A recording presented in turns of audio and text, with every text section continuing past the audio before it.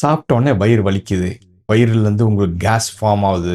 உங்களுக்கு உடனே டாய்லெட் போகணுன்ற ஒரு இன்டென்ஷன் வருது. இது வந்து ரிப்பீட்டடா இருக்கும்.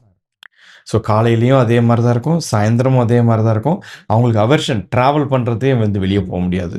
ஸோ அவங்களுக்கு அந்த உள்ளுக்குள்ள இருந்து ரிகர்ஜிடேஷன் அந்த ஏப்பம் ஏப்பமா பித்தம் வந்து உள்ளுக்குள்ள சாப்பிட்ட உடனே ஒரு நொதிச்சுக்கிட்டு வருது அப்படின்னு சொல்லுவாங்க.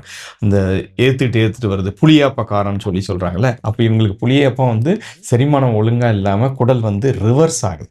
நார்மலா அபான வாயு வந்து செரிமானமானது சிறுகுடல்லேருந்து பெருகுடலுக்கு போகும். இவங்களுக்கு அங்க இன்ஃப்ளேம்ட் ஆயிடுது. அந்த இன்ஃப்ளமேஷன் தான் இவங்களுக்கு வந்து ரிவர்ஸ் ஆகுறதுக்கான காரணம். இது கான்ஸ்டிபேஷனாக மாறுறதுக்கும் இதுதான் காரணம். ஸோ அப்போ அவங்களால மலத்த வெளிய ஈஸியா தள்ள முடியாது. ஸோ சில பேருக்கு அது ஒரு டைம்க்கு அப்புறம் லூஸ் மோஷனா வந்து நெறைய வருது. ஸோ இவங்களுக்கு அந்த வலியும், இன்ஃப்ளமேஷனும், வயிறு குத்தலும், இவங்களுக்கு அந்த மலச்சிக்கலும் இருக்கிறத வச்சு அவங்க போய் ஒரு கேஸ்ட்ராலஜிஸ்ட் கிட்ட பார்த்தாங்கன்னா, இனிஷியல் சிம்ப்டம்ஸ்லயே தெரிஞ்சுக்கலாம்.